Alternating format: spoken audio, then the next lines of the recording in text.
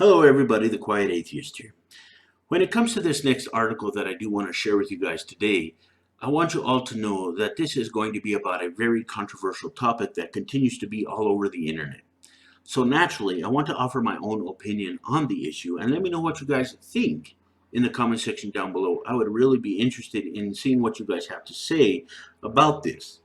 Now, the article starts off by saying, by now, you have probably heard about how a 3-year-old boy fell into a gorilla enclosure at the Cincinnati Zoo on Saturday, perhaps of his own accord, since he went under the rail, through the wires, and over the moat wall. A 17-year-old, 400-pound gorilla, Harambe, dragged the boy around for a while before eventually getting shot dead by zoo officials. It was the only available option, officials said, since tranquilizers would have taken effect too slowly and the boy's life was their priority. Now, I can completely understand, guys, why the zoo officials did what they did. I mean, from what I understand about silverback gorillas, they are unpredictable. They can literally snap within seconds. If the zoo officials were to have used a tranquilizer, the gorilla could have perceived that as being a threat and could have reacted violently. Not to mention the fact that there were many people there screaming as well. So, yeah, this would not have been a good environment for the gorilla at all. The child's life would have been at risk.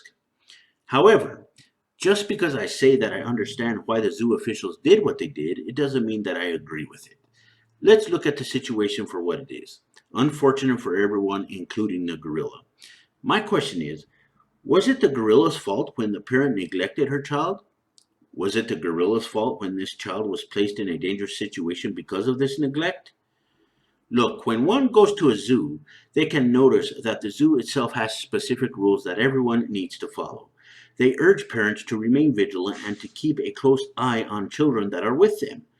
I know this because I have been to a zoo recently. They put emphasis on these rules, especially when you are around dangerous animals. This parent was not vigilant. This parent did not keep an eye on her child like she was supposed to. And as a direct result of this, a child was placed in a dangerous situation. And a gorilla who was completely oblivious to everything and lacked the capacity to understand the situation that it was in was shot and killed. I personally think that the parent should be held accountable for her actions. I want to share something with you guys that she wrote on Facebook. She says, and I quote, I want to thank everyone for their thoughts and prayers today. What started off as a wonderful day turned out into a scary one. For those of you that have seen the news or been on social media, that was my son that fell in the gorilla exhibit at the zoo. God protected my child until the authorities were able to get to him. My son is safe and was able to walk away with a concussion and a few scrapes, no broken bones or internal injuries. As a society, she says, we are quick to judge how a parent could take their eyes off their child, and if anyone knows me, I keep a tight watch on my kids. Accidents happen, but I am thankful that the right people were in the right place today. Thank you to everyone that helped me and my son today, and most importantly, God for being the awesome God that He is. Okay, I am going to be honest with you guys when I say that this entry makes me want to puke. We already know that things didn't happen the way that she said they did when it comes to her child.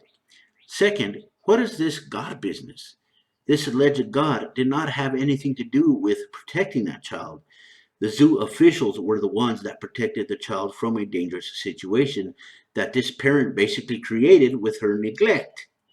I am going to say here and now that if this alleged God actually existed, then perhaps he, she, it, whatever, would have taught this parent better parenting skills because in this situation, there were none.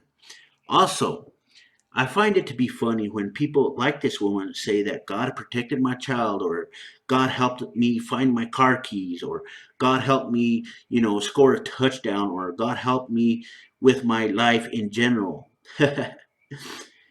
In the meantime, there are children dying every day in third world countries from starvation, disease, war, etc., etc. What has this alleged God done about these issues? absolutely nothing, which is why I cannot take Christianity seriously.